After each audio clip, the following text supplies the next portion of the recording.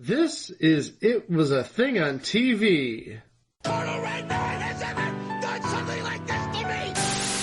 It's, time! Ladies and gentlemen, I give you the dregs of humanity! Episode 182, submission number 101, Man vs. Beast. Man vs. Beast aired as a series of specials on Fox from January 16th, 2003 to February 20th, 2004. An 800-pound elephant and 44 little people. It's the duel in the desert. Come on! Go! Go! We got him! Go! Tonight, the worlds of civilized man and wild beast collide in the supreme test of speed, strength, and stamina. So, ladies and gentlemen, let's get ready for Man vs. Beast! My God, guys, I am completely sold on this. Yeah, and the thing of it is, Mark Thompson, God bless him, he explained the premise right in the intro, so what can we do now? Oh, this is just the most amazing. I remember when this came out in 2003, and everyone was like, what the hell is this? And this was around the time of Joe Millionaire, so this is when Fox was on fire at this point. Just coming off season 1 of American Idol. Yeah. They have Joe Millionaire, and now we got this. This was back when the Fox reality machine could not do any wrong. And believe me, they tried. But hey, this is Fox. They made their bread and butter by appealing to the lowest common denominator. So what is Man vs. Beast? Simply put, it's a series of challenges in which the best of men go up against the best of Beast. I wish there was anything more simple than that, but there you go. Yeah, it's Man vs. Beast. It says it right in the title. Yeah, I mean, this was from the same creativity workhouse out of Fox that gave us the When Blanks Do Blank sort of special. Oh, yeah. Oh, they went overboard on those back in the early 2000s. And the late 1990s. Yeah. Where every special on Fox has a big title and then a small, sort of lengthy subtitle. This one broke all the rules. For one, it did not have a subtitle. I mean, even season 1 of American Idol had American Idol, The Search for a Superstar. Yeah, everyone forgets that. It had The Search for a Superstar in the title. It's like, before it was American Idol. It was American Idol, The Search for a Superstar. Well, and also, just like all those shows back in the day, Chico, it was announced by Mark Thompson. Because, of course it was. Hey. Because everything that was on Fox back then was announced by Mark Thompson. Oh, yeah. Mark Thompson, weatherman out of KTTV Fox 11 in Los Angeles. He got a lot of mileage out of his employment with News Corp. A lot of mileage. Can we describe the types of events on Man vs. Beast? Sure, why not? Otherwise, it's just us talking about Mark Thompson. Yeah, it started out with a bear competing against, and how timely and how well is this orchestrated? A bear going up against Takeru Kobayashi in a hot dog eating contest. Oh, yeah. And you know they got to announce the hot dog eating contest? I do. Who'd they get, Chico? Here's a hint. It wasn't Mark Thompson. No. It was the god of all ringside announcers, Michael freaking Buffer. Will go on to Super Brawl on Sunday February 21st, to face the reigning United States heavyweight champion Bret Hitman Clark. And should we spoil it, guys? It's been, what, 18 years since this aired? Yeah, Kobayashi got his ass kicked by the bear. Yeah, but I tell you, if this was redone today in a Man vs. Beast 3, 17 or 18 years after it last aired, if the bear went up against Joey Chestnut, we all know who'd win. Yeah, the bear would totally kick his ass. Oh, no. No! Did Kobayashi had 50 hot dogs. Joey Chestnut had 75. Bull crap. You saw that bear. He was just eating he was just eating the hot dogs casually. Kobayashi had fear in his eyes. I guarantee you Joey Chestnut would crap his pants seeing the bear. He'd be like, the bear would just be like, "Love Joey Chestnut. You think you're so good. But I'm eating these hot dogs. Oh, these are so good." Meanwhile, the Kodiak bear would just grab the plate and wolf down all the hot dogs. He would wolf it down. No, excuse me. No. Joey Chestnut has no gag reflex. Oh, he'll just drop him in there. It'll look like a friggin' porn movie. Good night, everybody. If this was a video podcast, we'd insert the guy at the Yankees game with a thumbs down. Oh, you mean what I used on Facebook this morning after hearing about the Guardians? Hey, at least they got Tom Hanks to introduce it. You can't knock the music, though. No. Yeah, you know what? It's all nice they got Tom Hanks and stuff. I wish they would have used some of that money towards developing a decent logo. Hey. This is true. Their logo sucks. I mean, I appreciate the name change and the sentiment behind it, but come on. The logo sucks. The logo's very cheap, yes. At least Tom Hanks is recovered after Borat tried to kill him in Borat 2 with COVID. Hello, Ryan. Here the Forrest Gumps. Please make an autograph. Sure. How do you spell your name? I'm sorry I ruined the twist from Borat 2, but you had Well, I've already seen it, so... Well, everyone's seen it to this point. Maybe there was one person holding out with Borat 2. Like, maybe I'm not gonna see it. We're sorry. Mike slowly raises Oh, his that's hand. right, Mike. I remember you were in the hospital when Borat 2 came out. No, he wasn't. Yeah, he was. It came out when... No, it wasn't. No, Borat 2 was at it. Well... Borat 2 was like... Whatever. No, I remember Borat 2 was like the night of the first debate it came out. Yeah, this was shortly before he went to the hospital. Oh, okay, shortly before. I was probably spending time with the ex-girlfriend. Tui. Okay. Well, I hate to bring up those bad memories.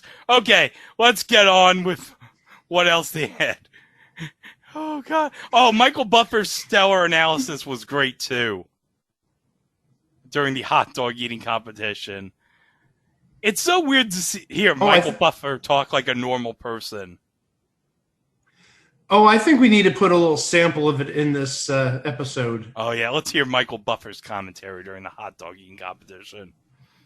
Steve, I got to tell you something. When the bear came out, I saw a flash of fear for a second in Kobayashi's eyes because he's never faced a competition like this. It's unbelievable. See how casual the bear is. Now look at how many hot dogs Kobayashi has left. I don't see how he can beat this bear. You got to remember, Kobayashi is an eating machine. He's got a formula down where he just goes, never takes a break. He's steady. Right, and he also, as you can see, Michael, he has the water there because his mouth gets dry and it helps him digest the hot dogs. Well, Kobayashi is the greatest professional eater in the world. He's got this eating technique down to a science. It's 1 minute into the competition now. Kobayashi's doing very well. The bear is scooping them up, but, you know, obviously it's got a very different approach to eating. But see, he looks away and he takes a break because he doesn't know it's a competition. He's just a natural eating machine, and he'll take a break, look away, look at the lights, look at our cameramen, while Kobayashi never stops. You can see that dish is going down in front of Kobayashi. And look how skinny Kobayashi is, and look at the size of the bear. You know, I was really impressed when Kobayashi first came out. He's in great shape. You can tell he's an athlete. He's got great biceps, and he came out with a small stomach. He won't leave with one, but he's a fabulous-looking athlete. After after the epic hot dog eating competition, we had an orangutan battling a sumo wrestler, a 360-pound sumo wrestler, in a tug of war. Oh, yes. And they give us the stat line, almost like boxing. Height, age, weight. And the sumo wrestler was like twice as big, twice as heavy as the orangutan. Look at that. 5'10", 363 pounds, 4 foot and 180 for the orangutan. 13 years old and wearing a diaper, a big pair of Depends. Oh, my God. And also only 4 foot tall. 4 feet tall. 4 feet tall and full of heart. Oh, look at this. We got the tug of war going on. Ah, the sumo wrestler is falling down. He's pulling onto the rope. Oh, this is so exciting. Look at that. Oh, by the way, this is the best performance by an orangutan since Mr. Smith. Oh, yeah, he's doing Mr. Smith proud. I'm sure Leonard Fry's smiling wherever he is watching this orangutan perform. The sumo wrestler's close. By the way, we're watching this on screen share, so on Zoom. So the orangutan hasn't even gotten up. No, he's still sitting on the ground. He's pulling. And the sumo wrestler's on his feet. Oh. The sumo wrestler down he goes. Did a flop right into that mud. And look at this. The orangutan's like, yay, I did it. And look at that. The sumo wrestler just does a belly flop right into the friggin', what is it? The muddy water, whatever it is. The mud. Yes. Like, all right, I lost, but I might as well lose with style. Ah! His hair is a friggin' mess. Oh, he needs a good shower. Oh, yeah. We're 2 segments in, and we haven't even talked about the host of this show yet. Yeah. Guy by the name of Steve Santagati. While I do my alt-tab boo, because I did research on this guy. Okay. He played Celine Dion's love interest in the Think Twice video, which, if you ask me, is one of the more underrated Celine Dion songs. Because I'm cultured, damn it. I'll take your word for it. He was also known for Future Entry, Looking for Love, Bachelorettes in Alaska. And he is the founder of a website that we are not going to link. And he is the author of a book that we are not going to discuss. Okay, it's probably for the best. Yes. Oh, darn. You mean we're not going to link it through our Amazon profile so we get money from each purchase? Well, it's not like we're making any money on this podcast anyway. And besides, what self-righteous listener of this podcast is going to go to Amazon and buy the book, The Manual, A True Bad Boy Explains How Men Think, Date, and Mate, and what women can do to come out on top? What the f***? That is the name of the book. I did not make that up. Okay. Hey, do we need a palate cleanser? Yes, we do. All right. He also hosted the GSN show American Dream Derby. You remember that one with the horses? The horses? Oh, yeah. See, he was too good for that show. No, the show was too good for him. That's one of those things where it's like, okay, we all know I'm just here for a paycheck, so let's get on with it. The show was too good for him. That's why he started writing. Oh, jeez. Oh, no. Okay, but this is what y'all came here to see, folks. We're now into the relay portion with, at the time, he was a future Olympian, Sean Crawford. Chico, do you have research on Sean Crawford for us? Sean Crawford? Give me a second, and I will get research on Sean Crawford. While Chico's doing that, we need to talk about who is next to Steve breaking this down. We've only talked about this guy once in the last month before now, and we talked about him back in March on You Don't Know Jack, the one, the only, Carl Lewis, Francis Scott Off-Key himself. Hey, man, I'm Carl Lewis, man. How the Reverend go? He gonna hear this person make him beat me? I'm the fastest man in the world. I race horses, man. How this man in a wheelchair gonna beat me? I'm Carl Lewis. These people know. How this man gonna beat me? I'm Carl Lewis, man. I race horses. I'm the fastest man in the world. I am the fastest man in the world, Joe Piscopo. You're the fastest man in the world. In the world. I can't believe he came out here with a person inside a wheelchair and try to beat Carl Lewis. I am Carl Lewis, man. You know Carl Lewis? That's me. Carl Lewis, I'm fast. No man can beat me. So I did some research on Sean Crawford. Yeah, let's forget about Carl Lewis for now. We want to hear about Sean Crawford. Carl Lewis, no. Sean Crawford is actually a retired sprinter. He medaled in Athens and Beijing. He has 1 gold, 2 silvers. Oh, that's nice. That's good, yeah. He's decent. So yeah, he's a pretty good. If you get 3 medals, that's pretty good. He's no Carl Lewis, though. No. I'm Carl Lewis. I'm Carl Lewis. I race horses. Well, it's true, he did race horses. He did race horses. Yeah, because he's Carl Lewis. Oh, wait. There's one more thing. You notice I said he did not make it to London or Rio. He was banned for 2 years for missing doping tests. Oh. Uh-oh. Uh-oh. No. Uh-oh. Oh, no. It gets worse. Oh, what happened? It can't get worse. What?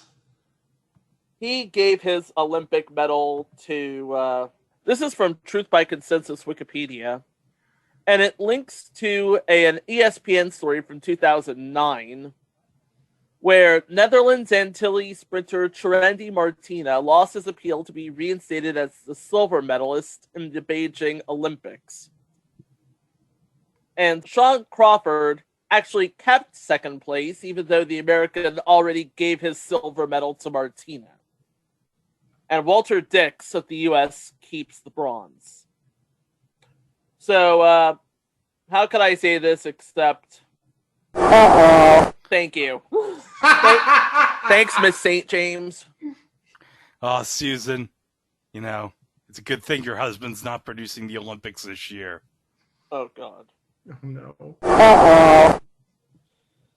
So, Sean Crawford, the best Fox can get on such short notice, he is racing a giraffe. A giraffe. And giraffes, of course, we've got the tail to tape here. The giraffe is the tallest land mammal on Earth at 12 feet high. This particular giraffe is 12 feet high and weighs exactly 1.5 tons. Or 3,000 pounds. Yes. And the giraffe is 2 years old. So, yeah. Sean Crawford has a... oh, by the way, Sean could run 100 in 9.94. This is in 2003 numbers. And the beast is unknown! Oh, jeez, really? Is time in Beastland like parts unknown in wrestling? I don't think anybody's ever gone to the jungles of Africa just to time how fast a giraffe can run the 100 meters. That seems like a good science-based question. How fast does a giraffe run? We know how fast a cheetah can run. Yes. It's a good question, but there's too many lions and hyenas and other deadly animals in the jungle. No, it's not reasonable. Okay. So let's see how this race ends. Hold on, we want to hear Carl's analysis here. Let's go down. You know what? Let's go down to Carl Lewis on the field. Carl! We'll be racing on a different surface. In the inside, where all the animals will be running, it's a harrowed surface, which horses generally use. And Sean, he'll be running on this packed dirt surface. He's not used to that surface. And right now, the temperature is 46 degrees and dropping. And we as sprinters like it at least 65, so that's going to make it tougher for him as well. I love it when athletes try and sound smart. Okay, want me to play the audio here? Yeah, okay, you know what? Let's play the call here. Let's go to our starter for the beginning of the race. Ready? On your mark. And Mike's drinking it like, I'm not going to take this. Okay, here they go. And Sean Crawford's just pulling right out ahead. giraffe. There's a huge distance between and now the giraffe looks like it's having some sort of problem, and Sean Crawford is racing ahead for an easy win. That trip-up clearly prevented the giraffe from hitting top speed. Sean Crawford living up to his reputation. And we don't even know what top speed is for a giraffe. Stop making this dramatic. Good clean start. There goes Sean zipping out in front. The giraffe cannot catch up. And then all of a sudden, bam! That may have cost him the race. Let's go to Carl at trackside, who's with Sean. Yeah, that was some awkward gait there by the giraffe. It wasn't tough at all. I just focused on my start and got out and just kept my stride going so I can get to the finish line. Well, Sean, your time was 13 seconds. How do you feel about that? I feel that's kind of slow, but it's good because I'm conserving myself. Okay, you ready? They look like twins. Okay, back to you, Steve. Oh, now we're getting to the best part. The zebra. And oh my God, I remember on Tony Kornheiser's old ESPN radio show, he so loved Man vs. Beast. Just for this part. He really did. And he hyped up this segment, and this is one of my all-time favorites, with the zebra and Sean Crawford. And let's look at the tail of the tape for this. Now this is the same man, but a different beast. And of course, according to the tail of the tape, the zebra weighs 600 pounds and has like a foot of a disadvantage. I don't know how long he is though, but I can tell you right now, Sean Crawford's got 18 years on Mr. Zebra, and nobody knows what his 100 meters is. So, you know what? If I was doing this, I probably would have gotten with a biologist or something, and see what the actual statistics are. Okay, guys, but let's hear what Carl Lewis has to say about the keys to this race. And this is what, as I mentioned, when Tony Kornheiser was fascinated by this segment, this is the part he always loved. Okay? You ready for this? You bring it on. Here we go. Your keys to victory. For Sean to beat the Beast, he must get off to a good, clean start and treat this race like any other. For the Beast to beat the human, the zebra must stay focused, and the zebra must also realize he's in a race, because normally the zebra will run only in the wild.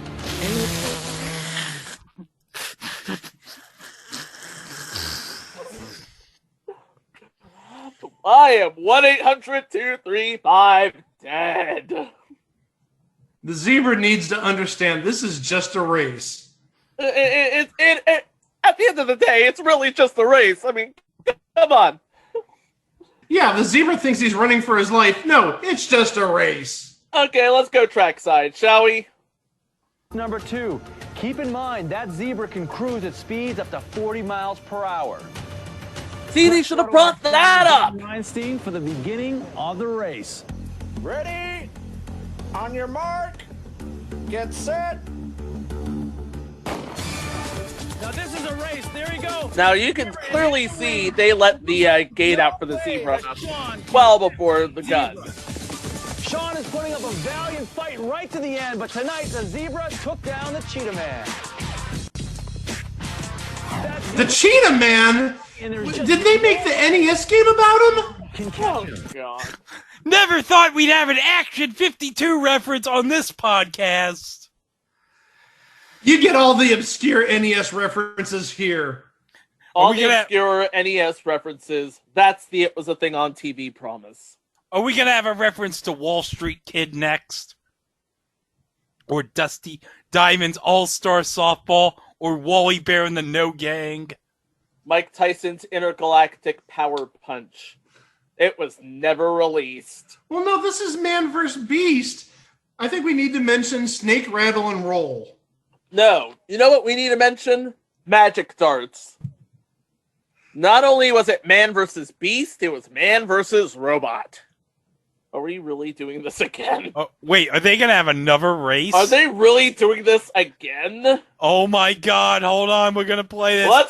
Let's go trackside. Now wait, maybe they're doing it again. I've got two theories. One, because you mentioned the gate was opened early. Uh-huh. But also, second, maybe this is a best 2 out of 3. And remember, Crawford won the first against the giraffe. Maybe now he's got to prove himself against the zebra to officially make it man being victorious. Yes. Okay, here we go. All right, here we go. Let's go down to trackside and the guy with the gun.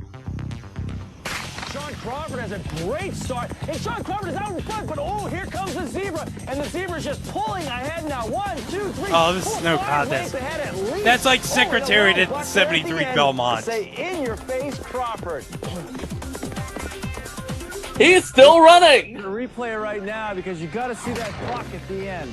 Sean Crawford, so there you have it. But then the zebra just a man is faster than a giraffe, way ahead. but a zebra is faster than a man. And if you needed a television special to figure that one out, duh. Now what do we have here? It looks like a Ninja Warrior course and a monkey. Yeah, hold on. The military designed them It as looks a like device that could ultimately save a soldier's life. And for an animal, being able to negotiate through and around natural what the hell is John Doe? Can also be I don't know, but it's going on the list. And death. Well, today is it already? Collide as this I'm gonna take a look. I'm gonna take a look while we look at the Navy SEALs, which I'm pretty sure they're not supposed to reveal who they are. Ever built. Oh, Navy SEAL gets a chimpanzee on this course. Is retired Marine Corps Sergeant Major Dave Francisco. Sergeant Major, you were in the Marine Corps for over 20 years.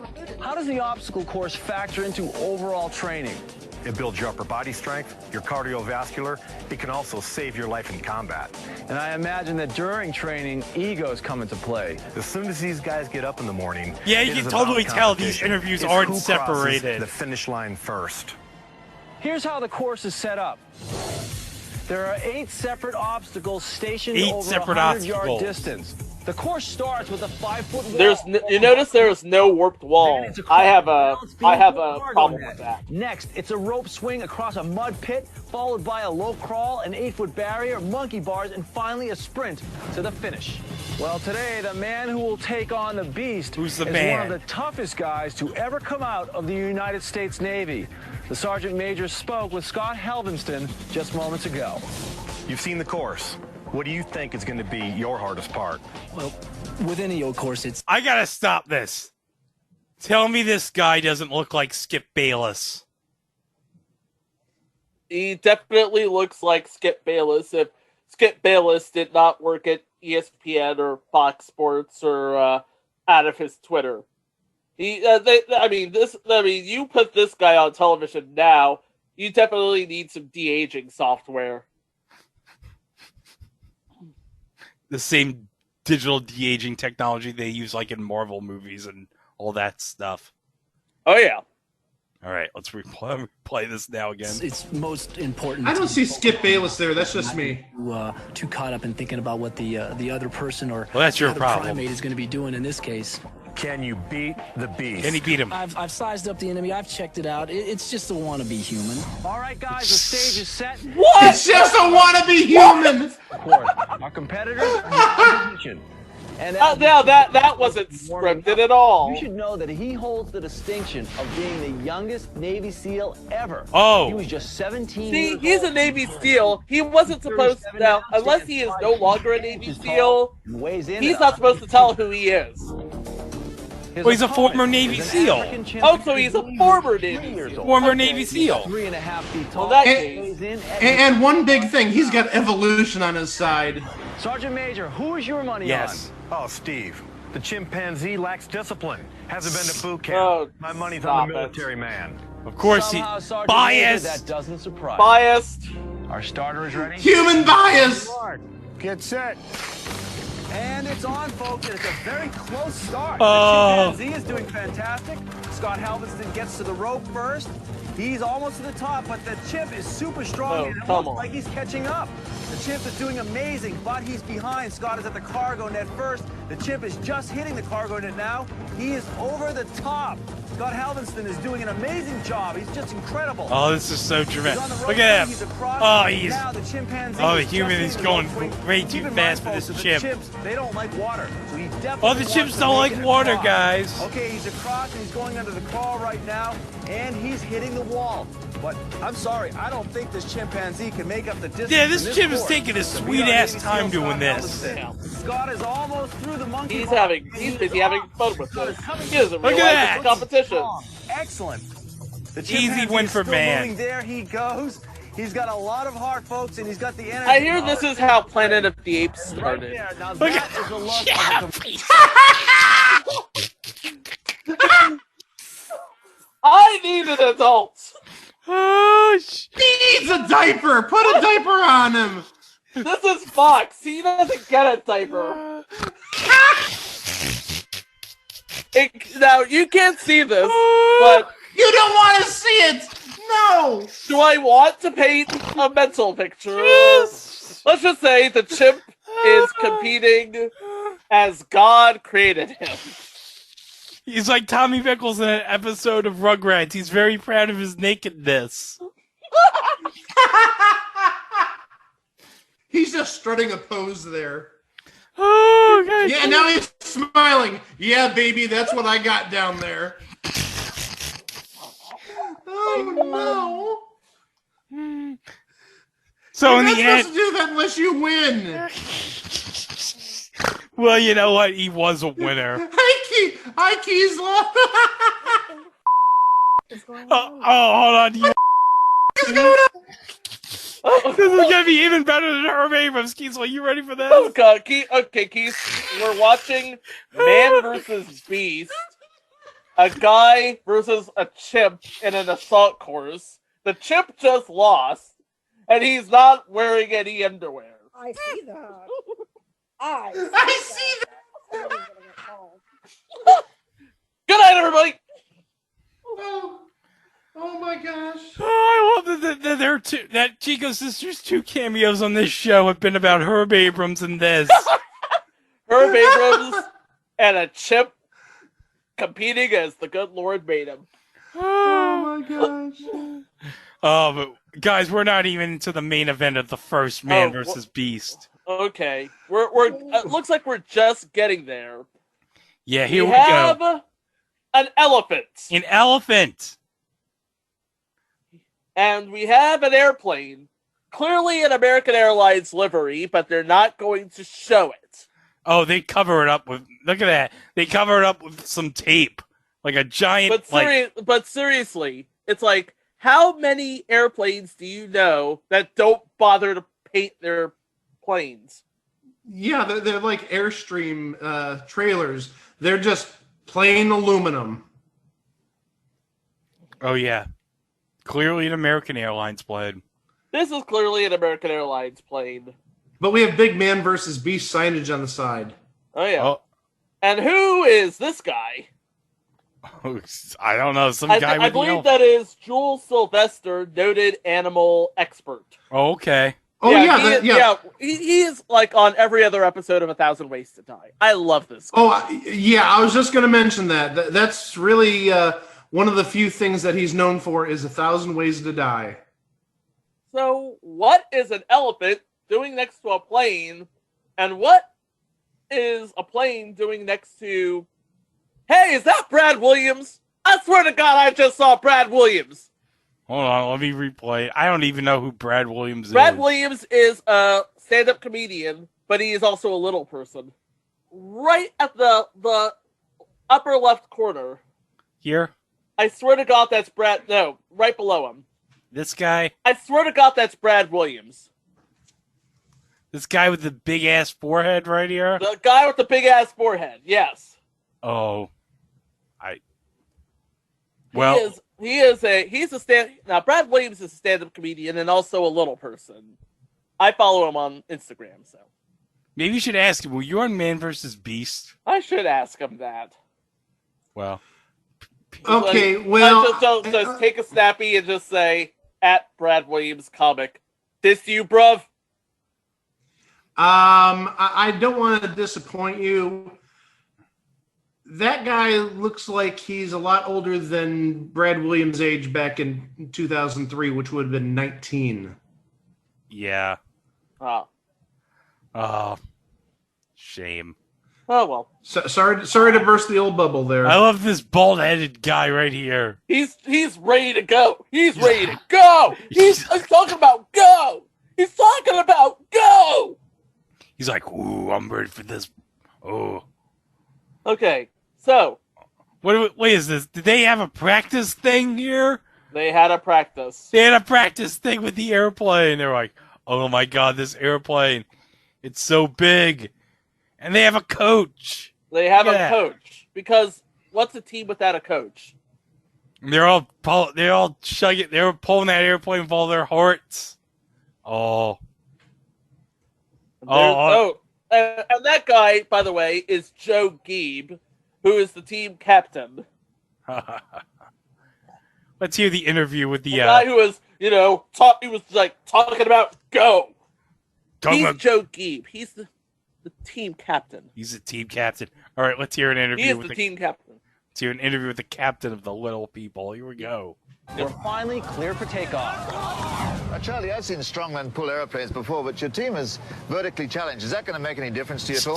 Yeah, they're going to have to keep their balance, lean forward, and really drive with their legs. Joe, how do you feel on this one? You confident? Oh, Jules, very, very positive here. With this low center of gravity, I think that we are going to be a winner. Well, I'll be honest with you, man. I'm putting my money on the elephant, man. Well, you're an animal lover. I know my people. Come on. Okay. Well, the best of luck to you. Anyway, Steve, back to you. All right, guys, this is how the competition is going to work. How's it going to work? Both man and beast will be attached to their individual aircraft. The elephant has been outfitted with a 30-pound synthetic harness that is connected to the plane's front tire by a steel cable. The little people are secured not only to the plane, but to themselves. They're joined together by 5 different ropes. The planes are identical. Each has a wingspan of 155 feet, and from nose to tail, they are both 180 feet long. At their highest point, our DC-10s top out at 58 feet. Whoa. Again, each plane weighs in at over 230,000 pounds. Our competitors have to pull their plane a distance of 25 yards, and whoever gets there first is the winner. Who's gonna win this thing? Yeah! Yeah! Let's go, humans!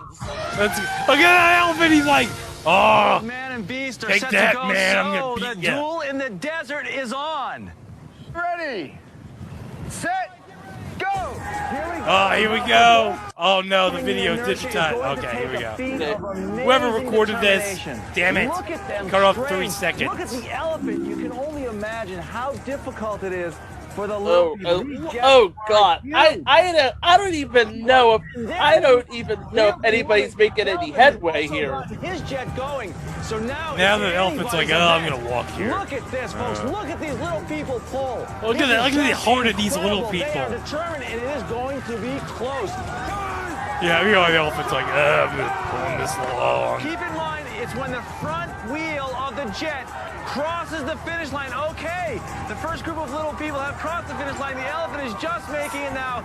And I'll tell you what, it's very close. It's very close, folks. It's incredible. I love how dramatic he's making this sound. Oh, yeah, he's making this incredibly dramatic. He's milking the crap out of this. 44 little people are going toe-to-toe with an Asian elephant. Oh. It looks like the elephant just he won. Yep, and it's the elephant. Has beat the man. The beast has beat the man. But the elephant didn't beat Becky Lynch, Chico. Yeah, and Mark Lebet didn't beat the man. See, that's a really good man versus beast. Becky Lynch versus Mark Lebet, 3 rounds of trivia. Let's go. Oh, I'd pay to see that. You put it on Peacock, baby. Gold. Oh, yeah. Hey, guys. Mm-hmm. What? Would you believe that among the little people there was an actual true celebrity? What?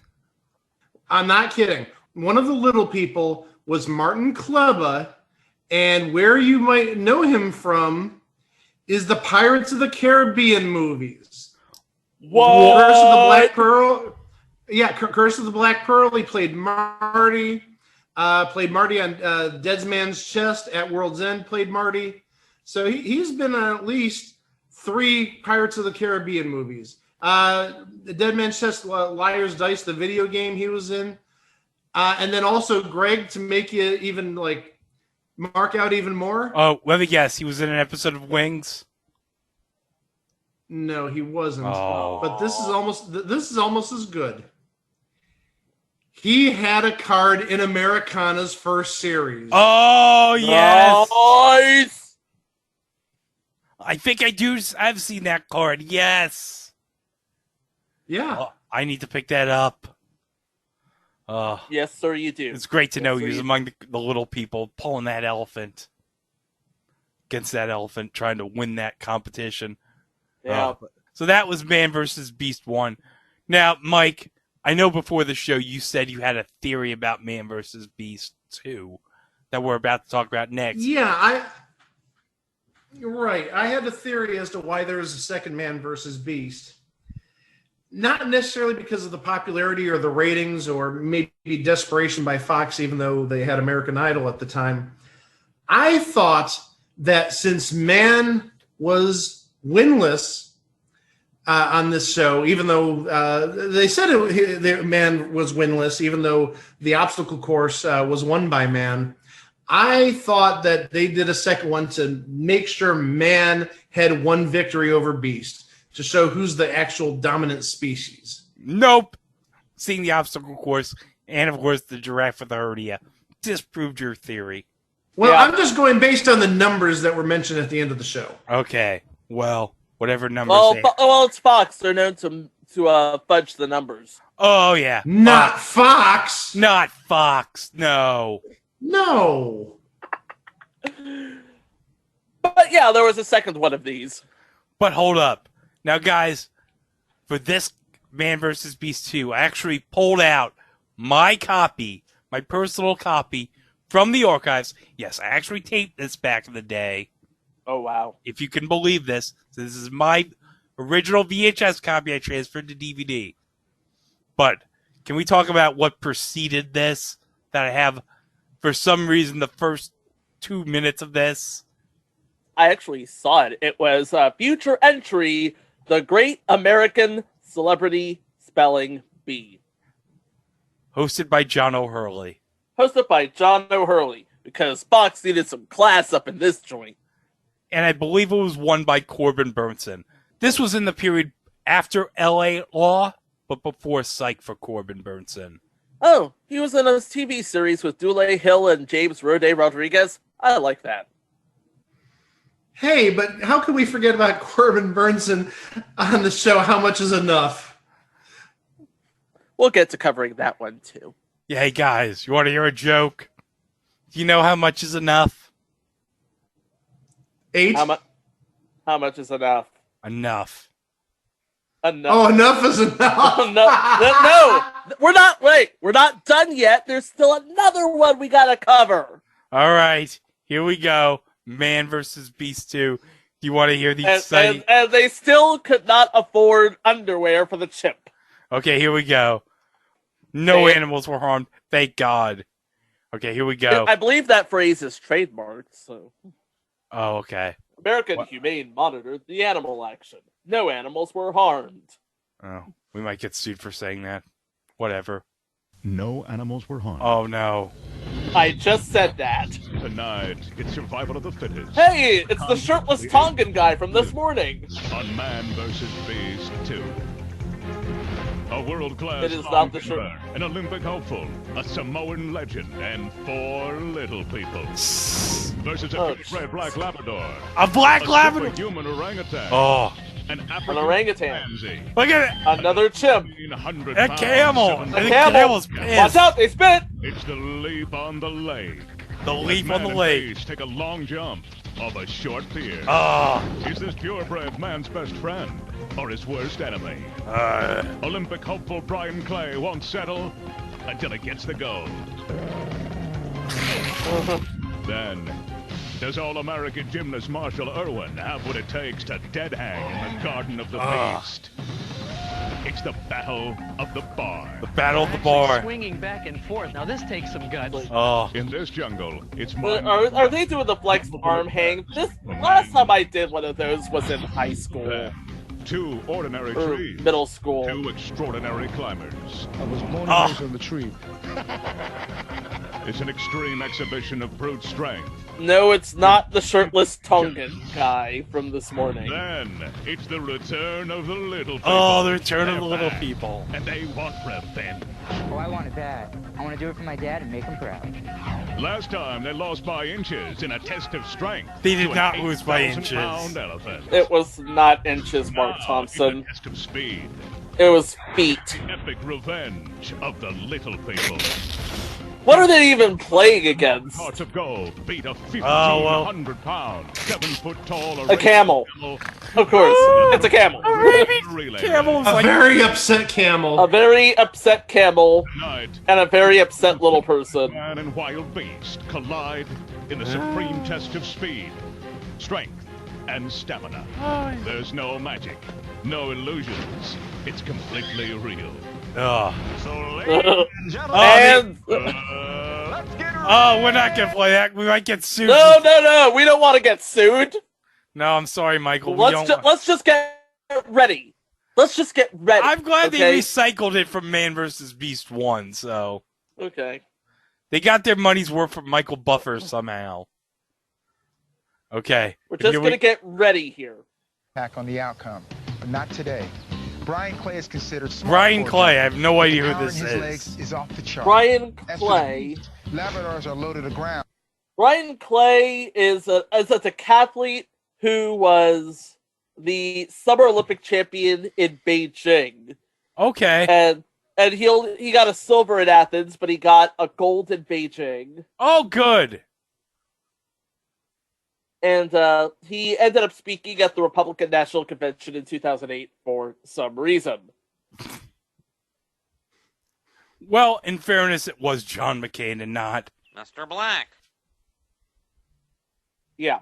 Yeah. Oh, Okay. here's why. Clay is a devoted Christian. Okay, that's cool. Well, less said about that. Okay. Okay, so Brian Clay, American decathlete, gold medalist. Competing against a dog. Gold medalist in our hearts. Oh, Except yeah. for Mike, who is a cat person. But you know what? That's cool. You know what? This black Labrador. Look at him swim. Look at him. Somebody say black Labradorian? Okay, he's like, All right, here we go with the tail of the tape. Are you ready for the tail of the tape? Here we go. Yes. I hear those dogs make really good rescues. Oh, yeah. Oh, you can't go wrong with a lab. You really can't. No, best dogs ever. Clear advantage in both height and weight. He's 23 years old, and the Beast is 4, which is 28 in human years, putting them both in their jumping prime. However, the Beast's best long jump is a world record 26 feet 6 inches. Now that's 3 feet longer than any dog has jumped, and almost a foot better than Brian has ever jumped in competition. Let's go to Carl with the specifics of this Oh, here we event. go. Carl's analysis. Each competitor will run on a specially designed rubber surface that will be placed over the length of this 200-foot dock. They will both attempt to leap into the 60-foot deep waters of Castaic Lake. Water temperature should not be an issue. Temperature right now is a balmy 78 degrees. The distance will be judged from the end of the dock to whatever part of their body hits the water the farthest from the dock. As in Olympic competitions, this will be a best out of 3 event. All right, Carl, here we go. Thanks for the explanation, Carl. So he's going to go first. The leap on the lake is on. He has here got we to go. be nervous, but Brian Clay looks optimistic. He's definitely ready for his first jump. There he goes. He looks very determined, that Brian Clay. He is gone. And Nice. Now that looked to me like at least the dog's like, oh my god, I don't know how I'm going to beat That was this. a good jump, Brian Clay. Good jump. Fantastic. Now, Carl. Do they have a reading on that? Brian, what was it like jumping in the water? It's not like sand at all. No, it's a little weird, but I think on the next 2 jumps, I'll get it down. Let's take a look at the landing. Now talk me through the landing. I feel like I'm coming out. Water's nothing but wet sand, man. earlier than I'd like to. Normally you land on that sandy Yeah, side, that looks like No, not 24 feet. Straight to the bottom. Well, that's a good start. 3 inches. Well, that's 25 feet for 25 Brian, feet. A very impressive jump. Okay. Now let's see what the beast can do. And now, here's a dog. He is itching to go. Look at him. Chica, what do you focus think on that dog's fake thinking follow right decoy now? His trainer Mike Jackson is holding. I get through this. Throw the I decoy get my all kibble. into the dock, and the beast is going. No, I think I know what the dog is thinking. What is the dog This thinking? this is sort of like the keys to victory with the zebra earlier. The dog needs to know this is just a race. That was just incredible, Carl. Well, it seemed like he went off to the right just a little bit. You think that made a difference? Well, we want to keep him away from the barrier, so I erred on the side of caution. Oh, okay. Well, let's go to the replay. All right. Here comes the landing. Look at that. He got his feet up. Oh, he was fetching for his life there. That was impressive. Remember, it's the furthest point, and Oh, the the head and furthest the point. collar of the beast is still above water at the 26-foot mark, and that's what we're looking for. That means that Brian is really going to have Oh to turn no, it he's on got in his to. next He's got. jump Brian's got to to turn even it get on here. close. He's got to turn it up. Brian All right, Clay second is jump. gently getting ready. We're gonna have to, pour on the juice here, Brian. He just won excellent stride, excellent speed as he leaves the dock. What a jump that was! Wow! That looked longer than his Dog's like, last oh jump. boy, I That was don't know an how I'm excellent going to beat jump, that Brian jump. Brian Clay, he just came in with 26. Oh, what impressive 26 jump. feet. I don't know, it looked more like 25 and a half, but Let's see how then he again, does on his second. I'm not the one scoring Look at that this. intensity This in is the eye of the Fox. beast. This is a super fast competitor. They are known for punching the numbers a What bit. a launch that was. That was a jump. That was an Ah. incredible jump. The official distance is 27 in. The beast feet. went an amazing 27 It's like every jump that Brian makes, the beast has an answer for. Look at And the. The lamb is mutilated decoy. well, it was a best of 3, so he doesn't need it anymore. He's like, oh, I don't need this anymore. Oh. I'm hungry. I want a bone. Oh, God. Okay, so already out the gate. Oh, wait, they're going to do a third one? You're doing a third one? Yeah, it's best of 3. They said. Yeah, but Beast is one, but I guess Beast they're going to. has 2. I guess they're just That's going to do as best of 3 as it could possibly get. All right, Unless Brian wants one more just for posterity here. Feet, and this momentum is fantastic. He may just have it as he exits the dock. What a jump! Oh, that was Yep, incredible. he has it. Very close. Carl? Brian, that looked like the biggest jump. What do you think? I tried to get a little closer to See, if he did that the first 2 times, this wouldn't be an issue. Wouldn't be an Remember, Brian, issue. the distance is the farthest distance away from the board. Right. So your left foot was out a little bit more, right at 27 feet. So we've got a tie. So now A tie? A tie? You know, I don't know. He's been jumping well so far, so I can't do anything. Well, but I sit guess here they're and wait. doing like the furthest, highest Brian jumps. Clay is going into uncharted I'm guessing waters, that's how they're staring judging at the this. beast. He's got to be wondering, does that animal have it in him to beat So me? I guess it's Remember a tie now, right the now, beast but needs the to jump Beast over has to go over 27 27 for the win, feet. and he'll Okay. have to do it with a new decoy. Oh, now he's How got a will new affect the decoy. beast's final jump remains to be seen, but it all comes What the down hell is to that? his last It's a buey attached to a rope. Morgan, here he goes. It's a football buoy attached to a... Oh, I don't know. That looked a little shallow. We're gonna have to wait. I don't know. He's a dumb dog. He thinks it's a decoy of a duck. I want the duck. Give me the duck. I want the duck. Oh, no, this was no. not. He fell way Not even short. close. Right, it's close. At the No. end, he seemed like he flew at the end. Morgan, what are you He's doing like, here? oh no. The water, Morgan. The results are in. The judges have reviewed the That tape. was not even a The try. beast edged out Brian by a mere 6 inches, and as you can see, his forward momentum carried him. Wait, to the wait a minute, 27 what? and a half foot mark. What? The key was It was the furthest. He literally won by a nose. Oh, I'm calling bullshit on this. Oh, great! Now we're getting our explicit rating back again. Already we have controversy on the second Man versus Beast. Controversy on something from Fox? No. I am shocked. This is my shocked face. And now, here's a throwback to your childhood. It's the flexed arm hang with an orangutan versus this guy.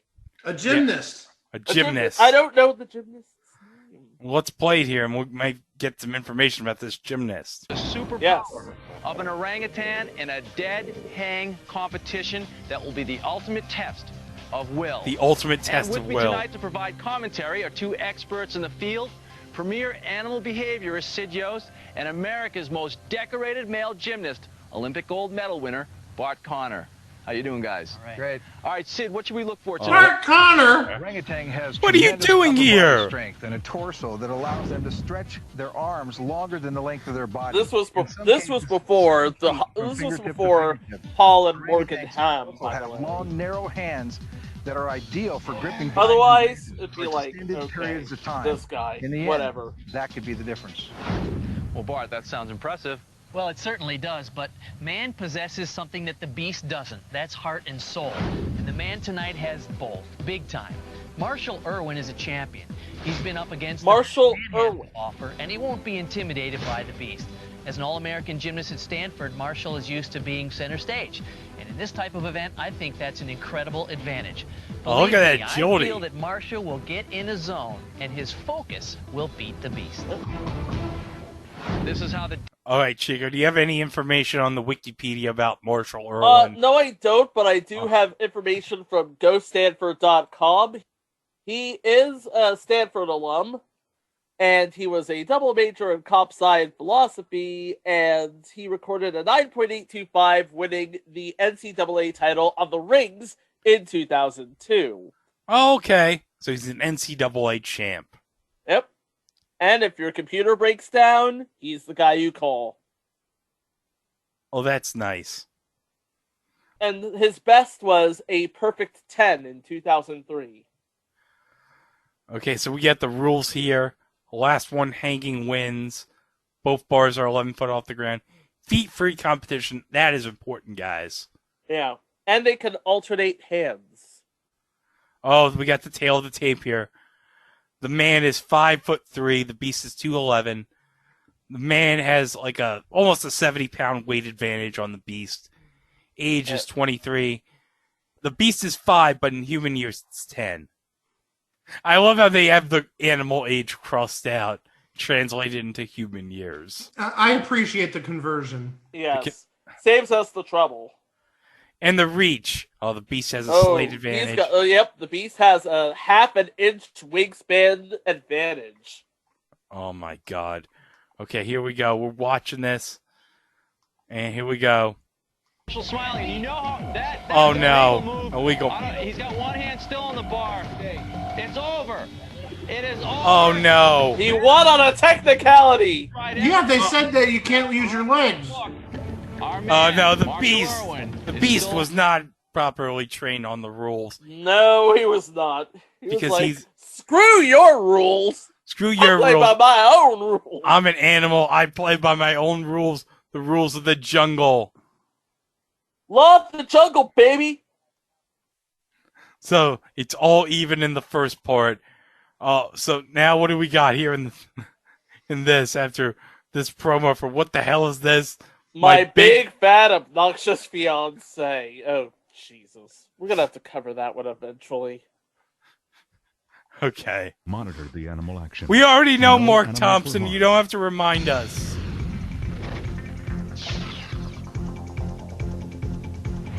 So far tonight, both man and beast have been victorious in one event Yes. each. We've tested them in competitions involving strength and distance. Now, it's about speed. Speed. In the wild, the safety and security. Oh, of the now we highest look at that. branches We of have the a big tree promo provides a on the beast- Chiron from My Big Fat Obnoxious Fiance. Yes, we 'Cause have a lower third because that was a thing in 2004. Yeah, they Still do is, this by on the Fox way. all the time, even today. But Mm-hmm. you know why they called it My Big Fat Obnoxious Fiance? Because My Big Fat Greek Wedding was like the big movie at the time. Yeah. In the world of man. And also remember, there was my big fat obnoxious boss at one point. Men, Who is neither big nor fat, Man and so... Beast take these dynamics to new heights as this champion Samoan tree climber Okay, this competes tree climber against an competes African against chimpanzee chimp. in the Chimp Challenge. Oh, It's Samoan. It's Samoan versus Competition is tree animal versus expert chimp. Sid Ghost. Sid, what is your take on this event? Steve, on paper, the human has a big disadvantage here. He may be good, but when it comes to climbing, the chimp is at the top of the food chain. The human's closest relative, chimpanzees, spend much of their time climbing trees. They even sleep in trees. Their feet are shaped like human hands, making it easy to hang on to just about anything. In the wild, this could mean the difference between life and death. In this event, it could be the difference between victory and defeat. Well, we're about to find out. We're approaching climb time. And the chimp definitely looks here. Cute. He better be, because the man the beast will take on may just be the best tree climber in the world. Oh, we got a profile on the A native Samoan. Samoan. Teo Tafiti's name means somersault, to turn flips. To the rest of us, it may as well mean champion. When Cap was a kid in Samoa, he grew up climbing trees. Oh. I climb tree every day. I probably climb more than 1 million times. Cap Teo Cap Tahiti. maintains a deep respect for island traditions. You started off watching the big guys climb, you know.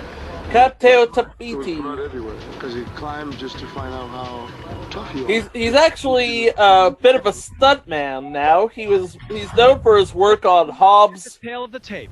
Hobbs, actually, yeah, he was known for Hobbs and Shaw and Lycan. Teo Tafiti has an advantage in both height and And he plays Shota on Magnum PI. Or about Oh, 10 in okay. human years. With Jay Hernandez Here's how the chimp Okay. as Thomas Magnum. Yes, in the reboot on CBS. Yes. Okay, so let me get the tail of the tape here. Man has a 5'5" height advantage. Beast is 3'6", weight 175 pounds. Beast is 95 pounds, and then 37.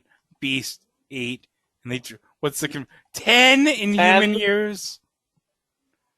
What? I don't understand that conversion at all. I don't get that.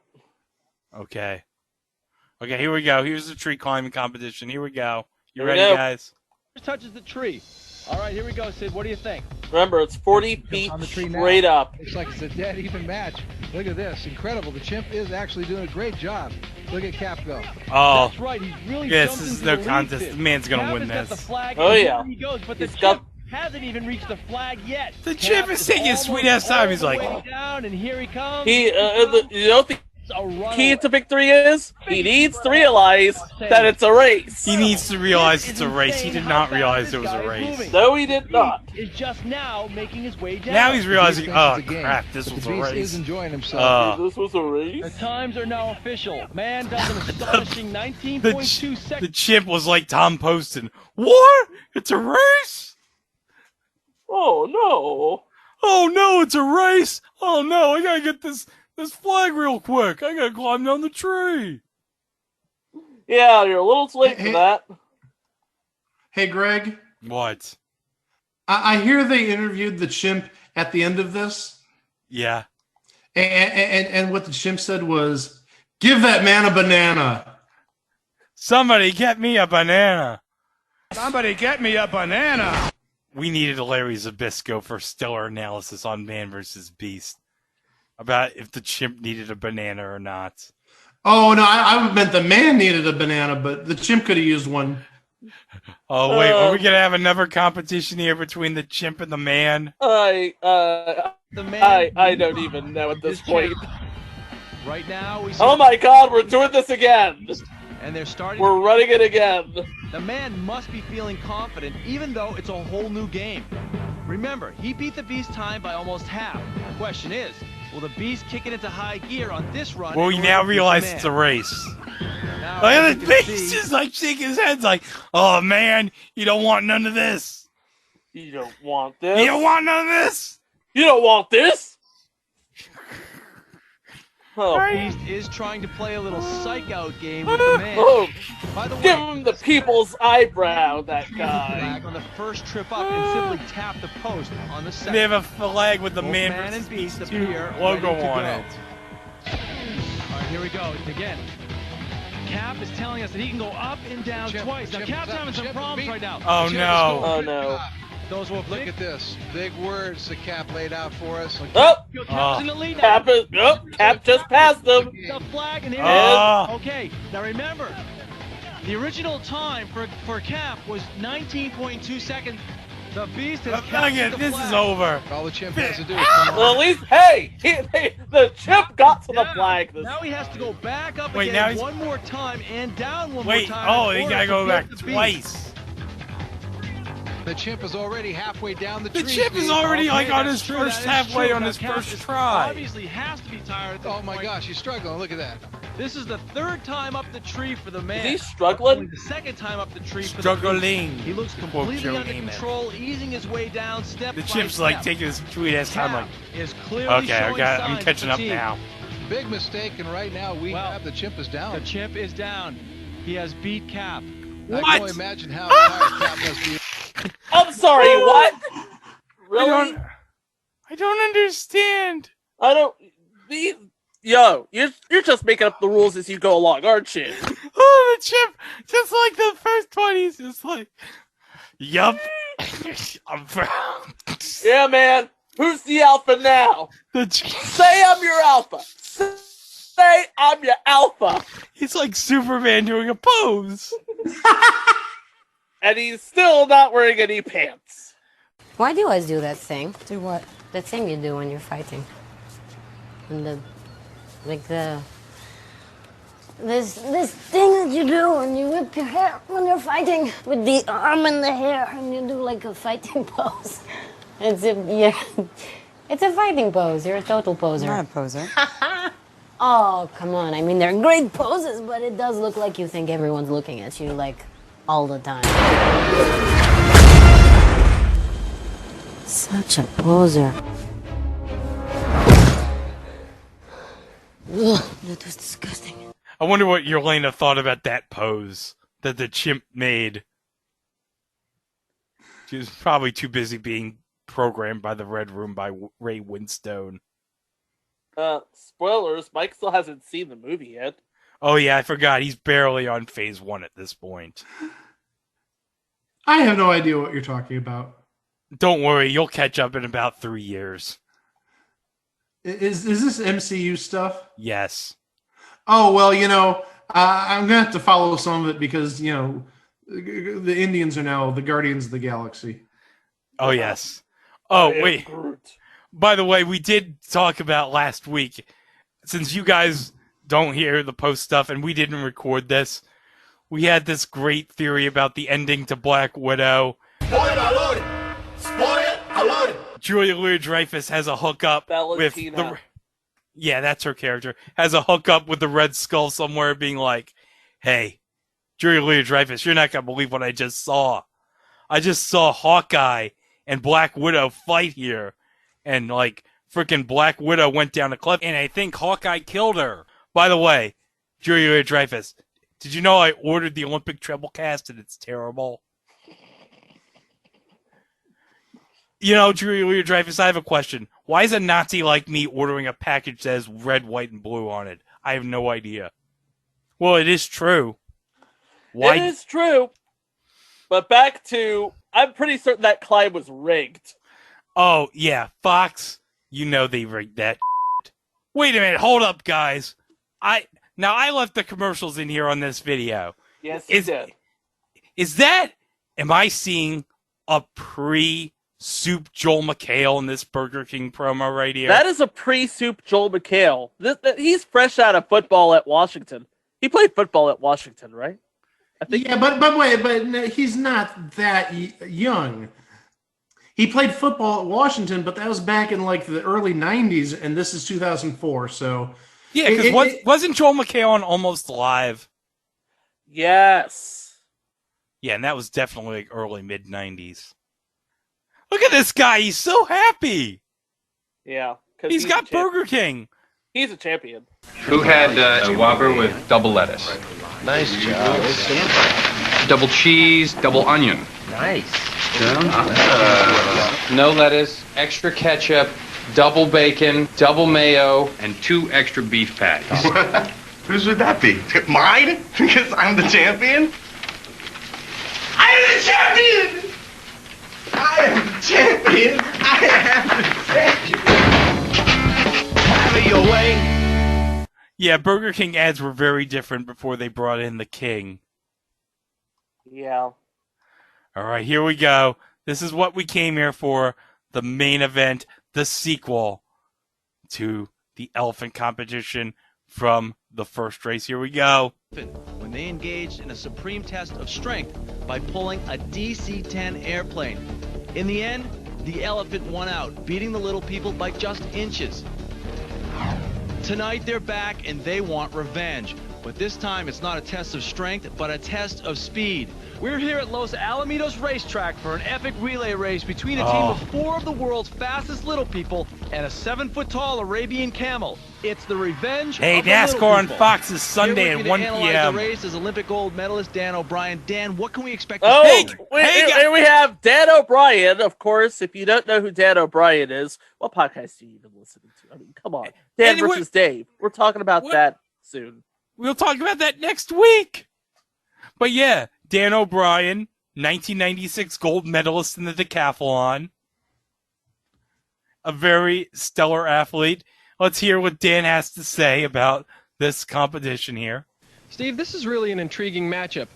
On one hand, you have Team Man, who must perform with speed, strategy, and coordination.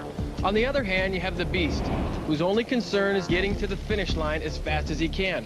Our human team is focused on the task ahead, but the Beast will rely solely on instinct. This should be one for the books. You're looking live at Team Man as they prepare for tonight's race. They're an elite squad of runners, and for them, this event is more than just a race. For the little people, it's Oh, about look payback. at this guy stretching. Oh! We really and truly want to win this. Last time it was close, but this one, we have a second. It wasn't close. We really and truly want to win this one. Hey, it's the same guy. On the Yeah, they strength brought Joe competition. Grib back as the coach. Now they're going for speed. It's a huge challenge. Huge challenge. We have nothing at all in our favor. They're running from their heart, and, you know, they're going to be there. Yes, sir. The idea is not to be waiting for him to come there. Just take off, and he'll reach your hand. They've worked their butts off. They've been doing push-ups, Oh, they've been doing sit-ups, push-ups. running, you know, stretching. Stretching is very big in my book. We have to stretch these legs as much as we can get out of it. Oh. But the training has just been so fierce. Go! What is undeniable is Team Man's determination and drive to finally come away victorious against the Beast. 1, 2, 3, Team Man! We are just moments away from And Steve is still wearing that jacket. Don't care for the man, but I love that jacket. Oh, sweetest jacket. Yeah, he's written some crappy books, but you know what? He's got a sweet jacket. Okay. time in Can we get to the tail of the tape, please? Because we have massive 4 physical little people. Look at this camel! In fact, And they're one the Arabian largest camel. beast known to man. Over the course of the day, they can negotiate over 25 miles in the most rugged terrain on the planet.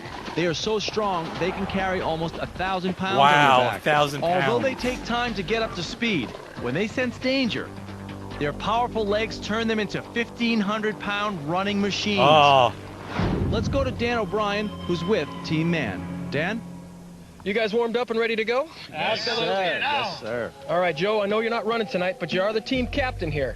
What's Oh, going to be Joe your strategy? isn't running. Well, our tonight. strategy No, is right off the he's the get-go. We have to coach. come out of the chute in a hurry. I Well, have he my was the main coach man right last here, Mr. time. Daniel Artrand. He's the No, quickest but one we have on the he's- team here. all right. I think he's He's going to get us. got Then I his, have like, Steve track Babiar. out- He's going to coach take us right outfit around the on. corner. Then I have Mighty Mike to hit us on the straightaway. Mighty And Mike. then the final lap is my son, Frank Gibb. Oh, And, he's got his that's it. son he has race. his son. Well, it's a pretty intimidating specimen out there, this beast. What do you think so Well, far? we just saw the beast for the first time, and we were, I tell you, a little intimidated. We didn't, we knew it was going to be big, but we didn't realize it was going to be that big.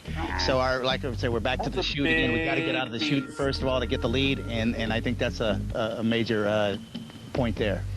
All right, Frankie, how badly do you want to win? Oh, I want it bad. I want to do it for my dad and make him proud. Team Man.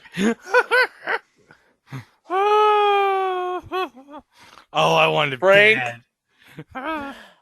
I don't know what to tell you. Can we just get to the tail of the tape, please? Yeah, just hold on a second. Oh, I can't get over it. All right, here we go. The Beast is 10 years old, but he's like... No, the Beast is 4 years old, but he's 10 in human years. Combined age, I guess, is 27. The average age is 27, and the Beast is 10. The combined weight, we have, at man, 462 pounds combined. They are svelte little people. And the Beast has a weight of 1,500 pounds. And the Beast has, even with all four of the runners, the Beast has a 2 2/3 feet advantage on him. No, it's 2 and 6. 2 feet 6 inches. Because the combined height is 4 feet. No, 2'8". Oh, okay. I forget that it's like 11 inches, right? Play the tape, Greg. 12 inches. Don't make me reach through this computer. Whatever. Just play the tape. Oh, look at this. And this is a completely blank slate. Everybody's going in cold. Nobody knows how fast the men are. Nobody knows how fast the camel is. No, this is all a mystery. So we're going to find out how this is going to run. All right.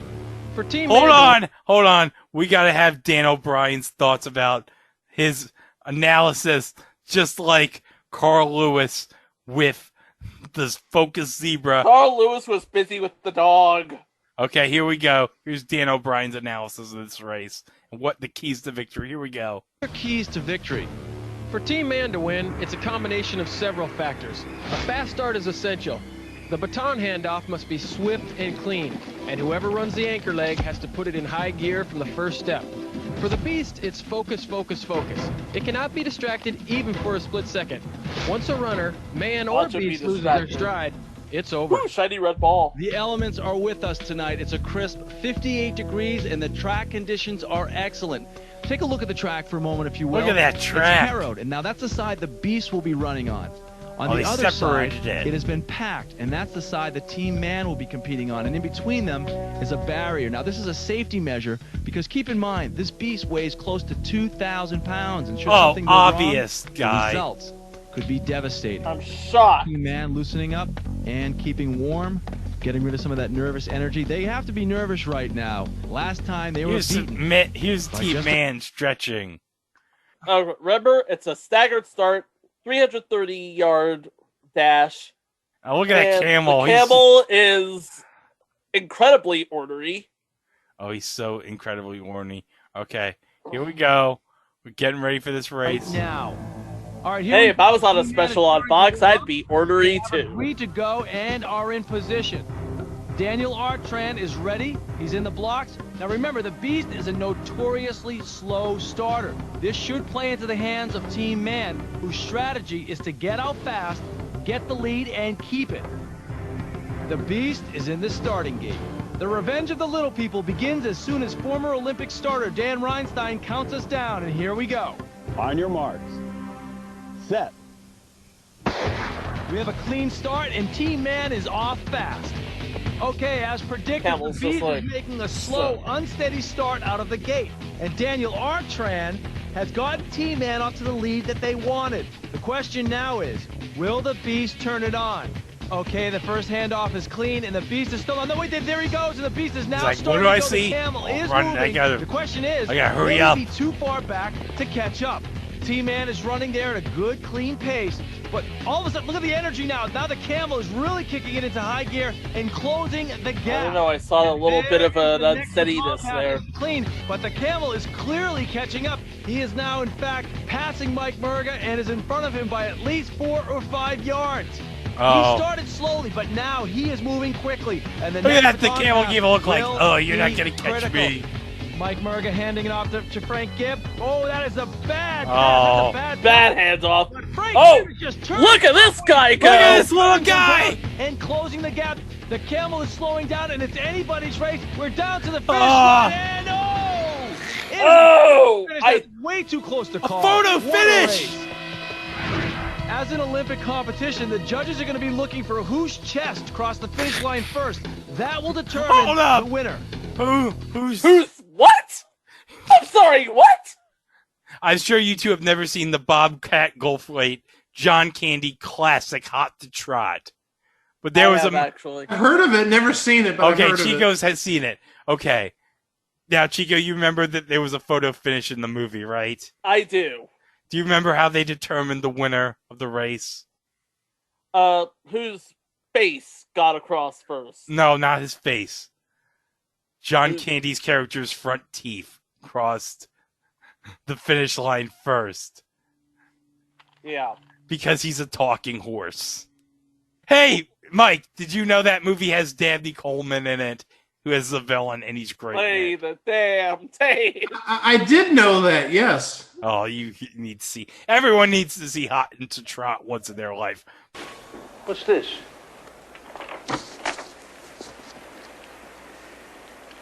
Those are the horse's front teeth. Give me that. Now, I thought I made it clear. Ladies and gentlemen, may I have your attention? Result of the 7th race, the El Segundo Stakes has been declared official. And the winner, by an incisor, is Don. But we're not here to talk about Hot to Trot. That's going to be on the Patreon podcast. That was a thing in Greg's VHS collection. Here we go. That was absolutely incredible. Frank Gibb has got to be proud of his performance. Dan is down on the track right now with Team Man after an incredible race. Dan? Hey, guys, great job. You look like you gave it all you guys, especially you, Frankie, there at the end. Joe, you pretty proud of these guys? Man, am I proud, especially my son. Man, he was pulling it up at the end there. But all four of you guys were great out there, son. Very good. All right, here comes a replay. Daniel, you took off like a rocket. The camel wasn't even really responding at this point. The camel's it like... looked like it was just a hell? mouse. And then all of a sudden, now, here comes Hey. the camel now. Look at it. Now he's like, I'm going We realized we had show you off. possibly got a race here. Well, here comes the rest of the team. Steve, did you know he was coming after you at this point? No, I didn't. Not at all. I saw him. Here's the camel. He's got Danny like a so far hernia ahead of him, I was again. Like, oh man, we got a good start going. And then after I handed off the baton to Mike and I made sure he was going right there, I took a look back and I was like, uh-oh, we got a real race. Well, I thought you guys were in trouble here. How are you feeling right now, Mike? A little scared because he's Look at this guy. He's like, whoa, it's almost over. He's and not almost even. tripped He's a like, little bit oh, there. I'm running out of Just breath. a little trouble giving it to Frankie, and then boom, Here, there he Frankie. goes. Frankie, that was a bad handoff, but it looked like you really made up a lot at the end. Yeah, I just had that straight in front of me, basically. A photo finish. A photo Okay. finish. Dan, the official result is in. The Beast crossed the finish line just 0.2 of a second. Oh. In the last man versus Beast, you lost by just inches. Today, just by a nose. How about one more cheer to take us out of here? All right, here we go, guys. 1, 2, 3, yeah! Yeah. Steve, these guys have nothing to hang their By heads about. 0.2 of a second, by the way. The revenge of the little people is history. Team Man ran a 330-yard relay in a quick 1 minute and 3 seconds. But the Beast hit the finish line just a hair faster. Once again, the Beast prevailed over the little people. For Team Man, payback day is still overdue. Well, I guess we'll never find out. Yeah, because cooler heads prevailed, and Fox, perhaps kowtowing to pressure, decided maybe a third installment of Man vs. Beast wouldn't be too prudent. Especially since we're sleeping in American Idol money. Oh, yes. But, these two specials gave us such comedy gold, guys. Oh, God. Yep. Man vs. Beast took the best of competition and drug it through the mud. And in 2003 and 2004, it was indeed a thing on TV. But wait, there's more. Ooh, what do you have? Oh, no. No, I don't have anything like that. I just mean more in the sense that next time we're here, we're going to talk about man battling a single type of beast. Oh, yes. Oh. And how can you not like a beast that goes by the name Honey Bump? Oh. And how can you not like a show that's hosted by Brandon Tierney? No, good point. Yeah, Brandon Tierney is a quality host on what used to be CBS Sports Radio. Hey, Thankfully, he's no Adam Shine. But we'll talk about this show coming up on Thursday. But before we sign off, get the soothing music out, Mike. All right, there you go. It's time for It Was a Thing on TV, Haiku Corner. Okay. Oh, love that music. Yes, sir. Top human athletes. Beasts of all shapes and sizes. Steve's Black Jacket rocks.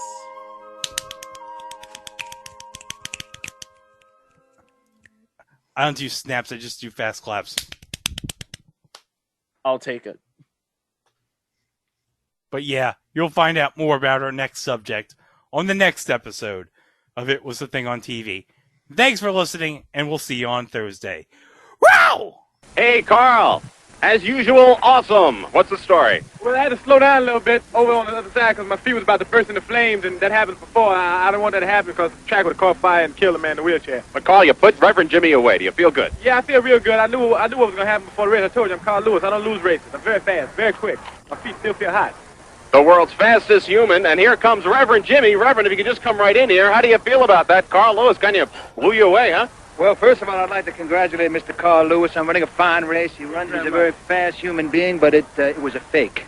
What you talking about is a fake? I'm Carl Lewis. I was really running fast. Carl Lewis, I'm not saying you're a fake, but when this man's agent told me he was in a wheelchair, I knew the man couldn't walk, but what he neglected to tell me is that the man was suffering from an internal bleeding. Now, if I had known that, I would have healed the bleeding first, then healed the walking, and there would have been no contest. So I would have... Sounds like a rematch to me, Carl. What do you got to say about that? You try to steal my glory, man. That was a fair race, man. That bleeding ain't got nothing to do with people running. Once I raced a cheetah, and right before we ran, the cheetah bit me, and I ran the race while bleeding profusely. So don't you tell me that bleed has something to do with it. I have been running, bleeding all my life. I've always bled before races. It's just I can bleed and run at the same time. Don't you tell me this man is bleeding so he can't run. He's Carl Lewis. I'm Carl Lewis. Well, looks like we may have a rematch, ladies and gentlemen.